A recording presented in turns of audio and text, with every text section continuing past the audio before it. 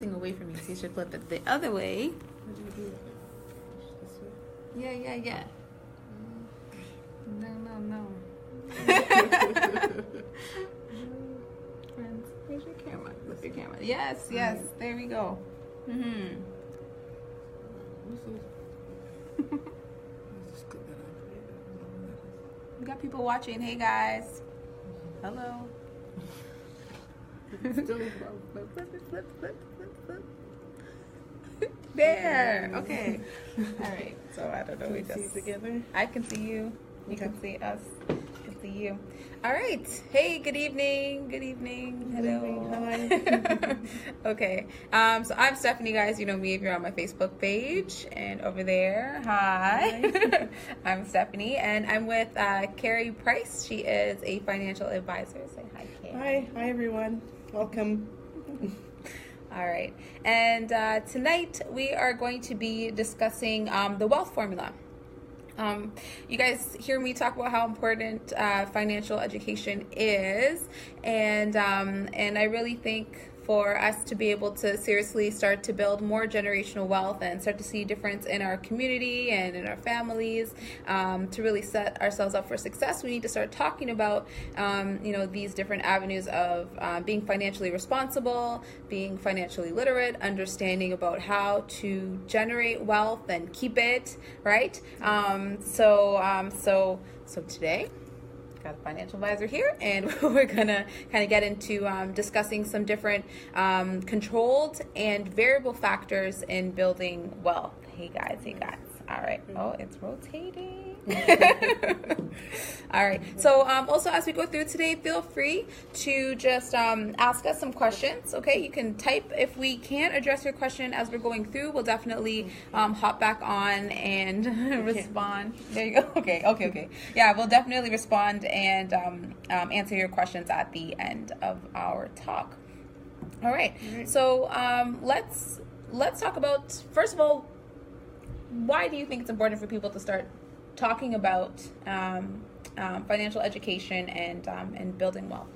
Well, as we go to school to learn how to make money, but a lot of us don't learn how to save it, how to use it, and how to make it work for us. So one of the things that one of my goals is really to get out there and educate the younger generation of how to really make their money work for them, and that's a part of the wealth formula, because with building wealth we need to understand how money works and how to really let our money do some of the work for us. We really learn work as well while we're sleeping. Yeah. Yes. So it's very important to really understand how it works and how to get some understanding and All right. And from my side, I was having a discussion with someone just the other day when we were talking about looking at investment properties and how to kind of get that moving. And we were just saying we just want something different. We just want a different experience for like our children and for our families and for our friends, maybe than what we went through. A lot of us, maybe our parents kind of talked to us a little bit about finances. Pay your bills, pay your credit cards, go to school, buy a house. That's it. But there's a lot more. There's a lot more information that's kind of missing to that piece. So to really start to see a significant difference in our families, in our futures, and in our communities, I just think it's really important. And sometimes when people hear us talk about wealth and finances, it's almost like a taboo topic, like it's something negative. Yes. Right? But it's not. Okay, it's something that's empowering, and again, it's that generational wealth to be able to pass down for your families, setting it up as a platform for your kids to have a better life and your kids' to have a better life and be in a different type of position. So, so let's talk about this wealth formula. What is this wealth formula? Well, it's a formula. I'm not sure where it came from, but this is one of my foundations of when we talk to people about how to start saving. So we know how to save, but are we doing it right? Are we doing it in ways that's going to benefit us in the long run? So the wealth formula is pretty much, we need a few elements, and there are a few constants. So those two constants or items that we have control over is the time. So the time means the length of time we want to be starting, we want to leave or to start building wealth. So we can say we want to give ourselves 25 years, 30 years to get X amount of income or X amount of cash. And the next part is money for sure, of course. So time and money, that's what we need to start building wealth. So we know that the younger we are, you're at a better advantage because we have a longer time before retirement, which tends to be 65. So if we start at 20, 25, we have a long 40 years plus to really start building wealth. And it's one thing I will say, I'm always very impressed when I have people in their young 20s coming out to like our real estate seminars and trying to figure out, well, how can I get into the market? And I'm so impressed because they're starting to see the value of investing and maximizing on their time. They're going to be able to get so much farther ahead by you just getting their foot in the door, right? Yes. That's so important. I also think an important thing when it comes to time is like goal setting. So I think it's really strategic to set out and be like, where do I want to be in 5 years? Where do I want to be in 10 years? What's my long-term goal? And then breaking it down and looking at the little steps and little achievements or milestones that you need to make along the way to maximize that time. Because I think, we're so busy and we're so kind of caught up in that rat race. Time just flies by, and you're really wasting out on that valuable factor, right? The fact in being able to make a difference. Yeah. So time is very important. It's important in many things. So, and this is one of the most important piece in the wealth formula, because without that, we can't really build anything. And the next part is we talk about interest. So interest is a variable that affects our wealth building. So we weigh plus or minus interest. So again, in terms of real estate or interest that we pay on our mortgage, that affects how much equity we build up over time. So if we pay, a low interest, meaning less of your monthly mortgage will be paid towards interest and more will be going towards your principal, meaning that you're paying off that mortgage faster. So interest plus or minus that. So now interest rates went up a little bit. It means that people may be paying a little bit more towards that interest and less towards their principal. So that also affects our wealth building because it takes away from our principal and the amount that's been reduced on the mortgage. And the next part is... Oh, wait. Okay. In terms of interest, so you also help out with financial advising, but also some mortgages. So one big factor that affects your interest is looking at your credit, right? That's a really important piece. So if we're looking at these variables, we can't necessarily control the interest rate, so to speak, but we can definitely position ourselves to be able to get the lowest interest rate by really protecting our credit. That's such an important asset, right? Is there anything else we can do to help benefit the most or get the best interest rate? Is there anything else you can suggest? So when it comes to real estate mortgages, so interest, there's two things, and I learned this when I just got into real estate when I bought my first house, is that a lot of people, when you go to the banks, they ask you, what do you want? Do you want fixed or variable? So fixed and variable really affects the way in which we pay off our mortgage. So with fixed interest, we are hitting the fixed interest rate. We hit the interest we pay for the first 5-10 years. All we're doing is paying interest, and the principal is barely touched. While when we're doing variable, we're hitting both. We're hitting the principal and the interest at the same time. So with a mortgage of, say, $1,000, $500 will go to the interest and $500 will go to the principal. So that's one thing a lot of people are a little bit skeptical about it, but it also helps to really propel you faster paying off that mortgage and start building wealth in terms of owning that house, which is now an asset as opposed to liability, and that you're paying it into it. So interest does really affect the way we build our wealth in terms of mortgage. All right, good. Okay, and then the next variable that we don't have so much control over was inflation. And I really loved your definition or your description of it. Is like you were kind of saying, like, when you're putting equity or you're gaining equity on your property, you had said like maybe you purchased a property at $25,000 and then eventually now you've gained $100,000 over the few years. You have to really account inflation into the amount of wealth that you're generating over time. time. And to be honest, that wasn't something I really considered, but it's very true. So can you talk to us a little bit about inflation and, how can that serve us? So inflation is like a silent killer to our finances and the way we build wealth, because we don't really take into account the effect of inflation until we're looking back and we're saying, oh, gas was 50 cents 10 years ago and now it's $1.50, so that's inflation when things go up. So what a dollar can buy today, it won't be able to buy tomorrow. So when we purchase a house, say we're buying it 100,000, I'm going to use 100,000 today, and we paid off 25 years from now, we have to really look at how much inflation, say now you paid it off for 100,000, and we say we made another 100,000 on top of that. We also have to factor in how much inflation has taken place over the last 25 years, and that's exactly what that profit of 100,000 is worth. So it's 100,000, but it's also, we have to do the inflation calculation to know that, okay, it's 100,000, but we have to minus inflation, which right now is about 3%. So we have to take away 3% of that gain, and that's your true value of your wealth and the profit that you made from that house.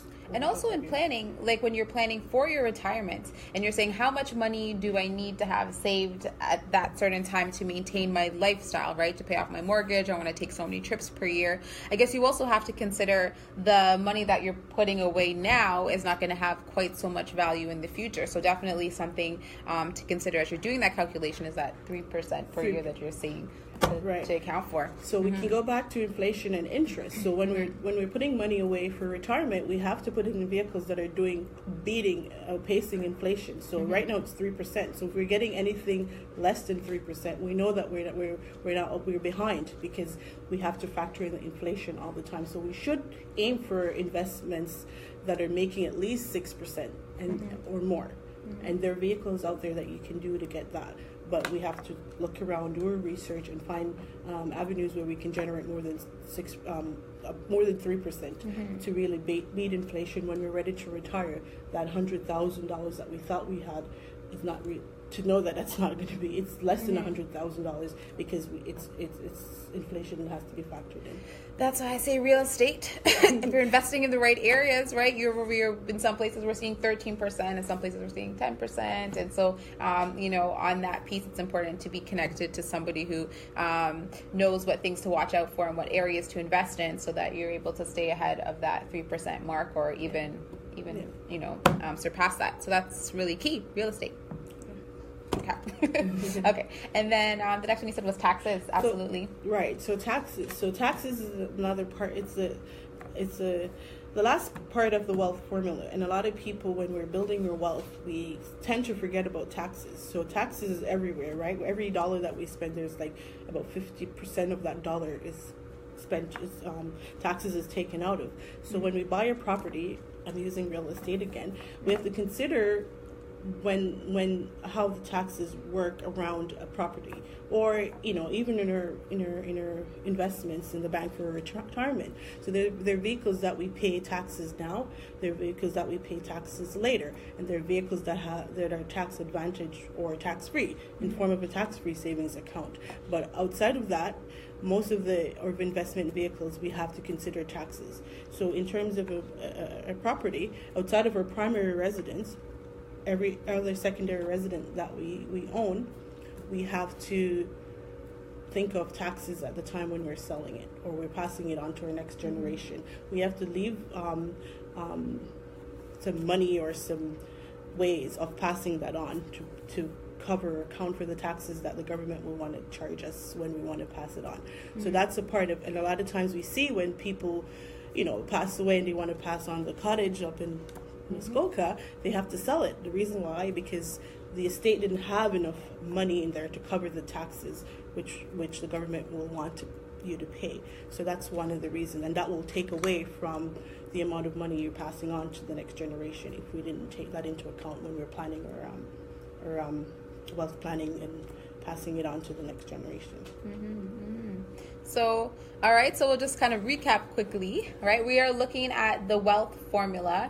Again, how important it is to raise our financial awareness, right, is to really look at some of these key factors in generating wealth. Right? Wealth today, wealth for our children, our future generations. We were looking at some constants. So time and money, of course. Money is what we're investing, and then time is, taking that plan and making those goals and seeing how we can maximize and utilize time to be on our side to help us to generate wealth. And then we were looking at those sort of variable or non-controllable factors: interest, inflation, and taxes. Right. So what else can we look at in terms of the wealth formula? Let's see. Let's talk about money a little bit. Now, you had mentioned a few different vehicles for that we can put our money into to start to see some generation of wealth. Right. So Stephanie here is the property piece. So the 3 P's that we talk about in building wealth. So property is one of the areas, which is real estate, and the other piece is paper, which is considered any forms of mutual funds, stocks, or bonds, and those are areas that we can invest or to start building wealth. And the other part is precious metals, like gold, silver, and all the other precious metals. So those are pretty much the 3 categories. You can break it down under all those 3. Those are pretty much what we can do right now to start building wealth. So for myself, we talk about investing in different vehicles, whether RRSPs, TFSAs, or non-registered accounts. And that's how we start building wealth. Just like real estate, you put it in, you wait. You wait for it to grow, wait for the interest, wait for the markets. When the time is right to take it out and move it around, and also to put it in vehicles that are tax efficient. So the tax-free savings account is one of the best tax efficient vehicles we have in Canada, but it's limited. So after a certain amount of there's a limit that we can contribute up to this year, and after that we've pretty much, if you have the fund available, we've exhausted that. So then you can start looking into unregistered accounts or RRSPs if you like it, and then we can start looking into property, because that's also another vehicle, and then consider the tax implications on that as well. So those are some of the ways that we can I can't give advice on precious metals, because that's not where okay. We can talk about the other 2 P's, but the other one I don't know much That's about okay. it. That's okay. So in your opinion, what do you think is the best place to put your money? Well, I think, again, Warren Buffett would say that we can't put all our money in one basket, so we need to spread it out, right? So put a little bit in the paper, which is stocks, bonds, mutual funds, and it depends on your risk tolerance. And some people like to see the house. They like to know that they own 3 houses. That's something, it's tangible. But also we can do, for myself, I know, investing is one of my areas. I've seen where it's also beneficial to have some there as well, because of some of the tax benefits, because tax is very, very important, and taxes can kill. It's pretty much, it kills us, right? So after a primary property, we know that taxes will be paid on all those other 3-4 other investment properties that we have once we're going to be passing it on, or once we sell them. Because once we sell them, we have to pay what's called capital gains taxes to the government, and that's that's something that a lot of people don't think about at the point when they're buying those properties. So it's very important to really plan, sit down, and talk with your accountants and get those things in the get the right advice when we're getting into real estate. With paper, with mutual funds and stocks, there are vehicles, as I said, with the TFSA and the RRSPs and the non-registered accounts, that you know exactly you're paying now, or you're paying later, or you're paying no taxes. RRSPs, you're paying later. The non-registered, you're paying now, and TFSA, no taxes at all. So and how's the return on those? Well, there's some that we're trying to stay ahead of the 3% inflation. There's some that I've had access to that are doing very well. They, again, it's based on your risk tolerance as well. So some of them I've seen 25%. Some of them, one of them did 50% one year, then it dropped to 30%. But there's no guarantees, right? But some of them are averaging right now 10%, 8%, which is like a medium risk. It's it's pretty safe. It's not. You're not taking a huge amount of risk. So 10, 12%, there's some that are doing less, but you can get some that are really consistently doing 10, 12%, 10 to 12%. Yeah. All right. Okay. I'm going to see if I can flip through and answer anybody's questions. Let's see if we had any questions. So, yeah, you guys can feel free to post up any questions that you have. Let's see. Okay. So just had some people asking where we were. So we are... Where do you work out of, Carrie? Well, my office is in Kitchener, but I can work anywhere in Ontario pretty much. But I have no boundaries with my business. I can go and see a client I've gone as far as Windsor and as far as Ottawa for my business, so I can, wherever the client is, if you're willing to meet with me, I will drive there because there's no boundaries. But my office is based in Kitchener. Okay. All right. And then for myself, I have an office in Brampton, Mississauga. So usually when we are having our planned site reviews, those events that we have a few times a month, I kind of usually do one Mississauga, one Brampton, so everybody can kind of get to us. And then where do I work? Technically, we go west, and I will go west about an hour, 2 hours if I have to, in terms of the properties and things that we're showing. I do a lot in Mississauga, Brampton, Oxford County, and then we're going east like Scarborough, Ajax, Pickering, Bowmanville. So we're all over the place. All right. Let's see. And today we're at the Brampton office. Yeah. Okay. Oh no, we're in Mississauga. Yeah, sorry. See, we're in Mississauga today. yeah, Mississauga. Okay. What else did I see? Okay, then I had another person talking about, he said my bad. I don't know what that was. Someone's asking you if we'd go to Thunder Bay. Yes, sir. Thunder Bay? To Thunder Bay, Tanya. Yep. Yeah, man. I went. That's where I did my postgrad. I'll go there. Yeah, and we can fly there. We'll leave early and start driving, right? But honestly, I will have to post up a video a little bit later that if you're outside of, I guess, the sort of GTA area, but you see us advertising a certain like project or something that you're interested in, we have actually helped people go through, look at floor plans and look at putting together their investments, or, you know, maybe, I don't know if you can do consultations over the phone, but these are things that we can still help you guys with. If you want to, again, get into the market, or, you know, you have some questions, you can definitely feel free to contact us, and we should make sure that we post up our contact information after that. I see someone here that just said it was a nice refresher when we were talking about the wealth formula. They said they don't like to put their money into the bank. They like to put their money into their properties. Okay. Yeah, I see where they're coming from on that one. It's just, for me, it's just the return that I see on my money, but definitely it's important to diversify. Yes. I understand that. But when I make enough funds, then I just take that and put it into more properties. Because and I also like the idea of buying and holding in terms of the investment properties, because I know that I can look at refinancing, taking some equity out, buying the next property, or if there's things I need to do, like pay for my kids to go to university, or, you know, whatever needs I might have, I know that we can look at taking the money out of those, and, you know, having the tenants to pay down the mortgage just seems like you know, a sure kind of bet for me. So that's where I like to put my money, and it works well, and that's for me. Do you have any other questions on your end, Carrie? No? All my people are gone. There's one. All right. Tanya, do you have any questions for Stephanie? She does new buyers, right? You have we work a lot with either first-time home buyers. So we have plan and site reviews a couple times a month where people can come out and just ask questions and understand how what opportunities we have to get into the market, or how they can, and help them plan. Maybe they may not be ready to buy today, but maybe in the upcoming 3, 6, 12 months, they have to understand how they can put a plan together to get into the market. Mm-hmm. And then the other type of client that I tend to work with is actually investors, so people looking to build and develop their real estate portfolios.